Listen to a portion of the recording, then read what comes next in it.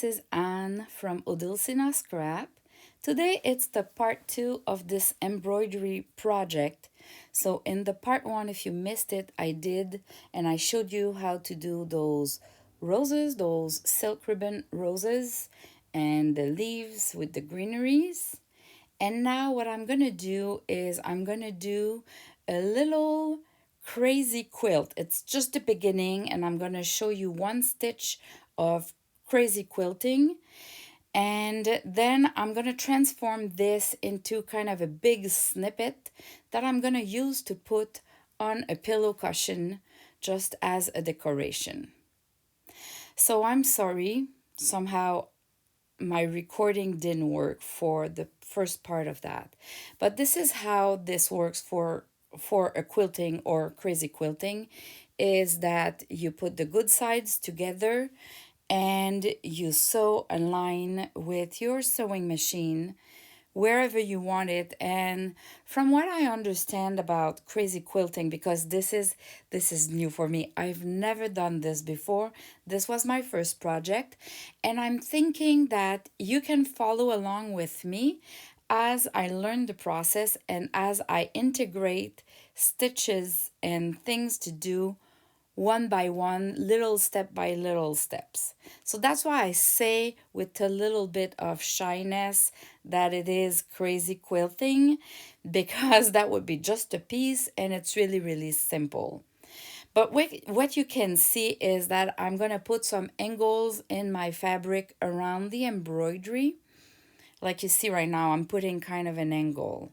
And I'm going to use a little bit of stitching, handmade stitching, and I'm gonna add tons of laces just because I guess we all have our own style, and my shabby chic style coming from the junk journal that I learned first.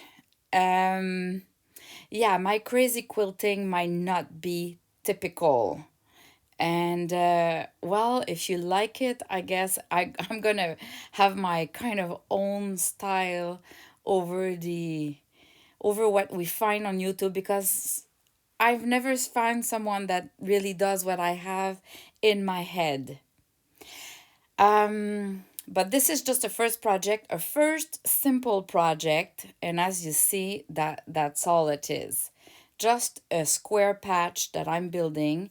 I've put that white fabric behind the lace just so the lace has a background, and I didn't want to see flowers or something busy, so that's why I've used an old cotton bed sheet that I reused to to put my lace on it. I could have end stitched the lace, but I just used my sewing machine with a straight stitching, and I just sewn the lace on top of it. But really, this part could be done by hand as well if you don't want to use a sewing machine. So here is my idea. Maybe at some point I'm gonna do like a quilt or something bigger, but it's not necessarily my goal. I just love crazy quilting. Lots of projects are on my Pinterest since many, many years before I even realized that junk journal is something. I had no idea. But for me, I was seeing those projects, I was pinning them on my Pinterest, and I couldn't see myself learning that. The It was so huge, the learning curve, and I had no fabrics, I had no ribbons, I had nothing. I didn't know how to do embroideries, but little by little I've learned to do French knots, I've learned to do leaves, I've learned to do roses, I've learned the embroideries, and now I'm bringing that to crazy quilting. And if it's something that appeals you, I'm going to have now a playlist of crazy quilting as well. So the embroideries and the crazy quilting. and it all goes together. And if you think, oh, what's what's the link with junk journals? It's because I put them all together as well. Because what I'm doing right now could be a junk journal cover, or it could be a needle book cover, maybe smaller than this, but and I just find and think that most of us that we love the junk journals and we love playing with laces and we love playing with fabrics with our junk journals, this is also the kind of projects that might be really appealing, or that we would like to learn. I'm talking and talking and I don't give any instructions, but anyway, you can see. I'm measuring because I want it to be squarish, so I'm measuring and I figured out it was not square, so I'm going to adjust. If you're interested in doing that kind of project, I highly suggest that you go and buy a rotary cutter, go and buy a plastic transparent ruler or a plexiglass piece like I'm using, but I'm going to invest into those ruler because it's really good to have the lines for measurements. And of course, you need a cutting mat, so take it bigger than too small because otherwise it's a challenge to align the ruler because you use the lines on the mat to align the ruler. It's now time to add the laces, and I've been using that really lovely antique lace from Lavish Laces, and I sewn it, but I'm gonna add some end stitching over it. I just find that those projects, because I'm using the sewing machine, it's kind of a mix of end stitching and the sewing machine. I am using a special pen that will erase with heat. So you have some that are erasable with water, but these ones I've bought them on Amazon and they came in a pack with some blue, red, black, and white. And I'm gonna put a link in the description below, and you just take your iron and you can iron them so to erase them. I've tried to do the stitching just by guessing where to go. I thought it's just crosses there. It's easy to do, and I undid my project, and I took the pens because even if it looks simple, it's having the drawing is so easier. Because as you can see, I start from a the end of a cross and I move behind the fabric and I go to the next cross corner. So I do all of one side and then I'm gonna switch to the other side and do the other lines. So I pass the thread on the drawing, the line, and when there's no line, this is where I go behind the fabric to reach the next place where my drawing is starting over. So you see, I move behind. This is where it start my line. I move on top to where the line ends and I go in. It might look complicated, but once you'll have it done 2-3 times, that's it. You get it and you're gonna see it's really easy. So it's a good way to do some hand stitching between two fabrics.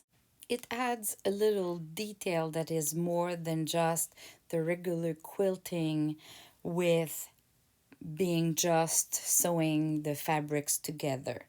So in the crazy quilting, if I'm not mistaken, is that we add laces, yes, sometimes, but we add some stitching that can be as simple as those crosses, but can be flowers, you can add beads, and the choices are unlimited. So we start simple here, but the idea is to add some embroidery stitches between the two pieces of fabric where they merge, or a piece of lace and beads, etc. Here I'm adding the pink thread on my lace just to mimic like if I end stitched the lace, which is not the case, but look at the little detail. It adds a little bit of pink and that's all it needs. For this first project, my crazy quilting will stop here. I have my square patch. I've added a little bit of embroidery stitches, a lace, and now I want to modify that to be a snippet because I want to put it on a pillow cushion. So if I was doing quilting, that would be one of the squares that I could use in my quilting. But I want to use this square on a pillow cushion. So I want to have all the around the square not being straight line. So because I had the idea after I've done the square, um, I decided to add that felt behind that is a little bit bigger and will allow me to end stitch all the laces around the square and to hold them all together. So I just put the square piece of crazy quilting on top of a felt that is bigger, and now I'm gonna use a bunch of pieces of laces that I have in my scrap container. And when they're gonna be all placed like I like them, I'm gonna end stitch them through the felt and through the square, the quilt fab piece, and it will all hold together. So what I did is I kind of selected a bunch of potential laces from my big basket. And now I'm grabbing them one by one and I see where I can place them. I trim them down a little bit and I try to see how I can fit them. So there's no real explanation to that project. It really goes with whatever I get in my hands and I try to place them, and you're gonna see sometimes I'm gonna change my idea and move them somewhere else when I find another lace that would fit better at that specific place, whatever, right? So I'm not going to show you the whole project, the whole process, but enough that you can have a look at how I proceed and how I change my mind sometimes and how I try. When I get a piece in my hands, I try different angles and different places just to see if I would be surprised and if I would prefer this way or that way. It's not that I don't love what I tried first. I just want to see if I would find better. I don't lose too much time trying over and over, but sometimes I give myself a little bit of time to try different angles or different places because I realized over time that I got really good ideas just because I tried. I was not convinced it would be great, and I just tried just for the sake of trying, and I've been surprised that it was so cute. So by experience, this happened to me so often that I now try a little bit more and often, even if I don't see that it could improve the look. And this is the perfect project to use all of your scraps. As you can see, you can layer a little bit to a lot, and you can go really crazy because it's a crazy quilt. The big challenge for a beginner would be to get variety of laces. Like you need some that are more white, some a light beige, some, different tint of the soft colors. and having some choices. So I can see it would have been a challenge for me when I started doing junk journals because I didn't have that big array of laces. So, but believe me, over time, and it doesn't take that much of time, you're gonna get a good stash. I bought a lot from Crafty Me Shop, thrift stores, but I've been given a lot from just the people that know me. Um, Not necessarily when I told them, but a few weeks later, or a month later, or even a year later, they kind of came to me with a piece of lace that they found at their place, that they found in a thrift store, that they found at their mom's place, and they thought of me and they thought I could be happy to get that piece of lace. And I am. So my stash just built it up and became really, really big in a small amount of months. And if you're a beginner and you feel discouraged that you don't have an inventory, you don't have a stash of laces, and you don't even see how you can build this up, believe me, I was there 3 years ago. 3 years ago, I had no laces. Yep. So this is feasible. Don't don't lose your hope. It's just a matter of time, having your eyes open and talking with the people that you know that you're looking for laces.